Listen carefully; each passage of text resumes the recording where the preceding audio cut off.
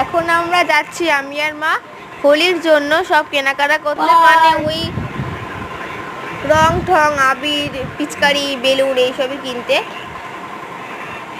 কেউ নেই এমন, আমার কালকে হোলি আর আগের দিন হোলি কিনতে যে আমার মা বলেছিল মামাকে দেখা যাচ্ছে যে কিনবি তো সেদিন, নাহলে তুই নষ্ট করে ফেলবি। এগুলোর দাম সব এক একটা নিয়েছিল 15 টাকা করে।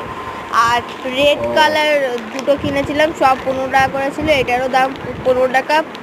পার্পেল কালার,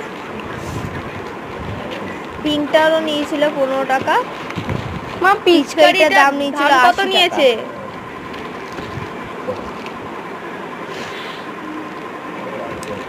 বেলুন দুটোর দাম নিয়েছিল মোট 20 টাকা, একটার 10 একটার 10। আর এই রঙগুলোর দামটা আমি ঠিক জানি না, ওই হবে ওরকম 30-40 টাকা করে এক একটা। আমি রং মিশিয়ে মিশিয়ে তোমাদের ভিডিও করে দেখাবো। আমি এটা ভিডিও করে দেখাবো তোমাদের, জানি না আমি কি বলছে এগুলোই।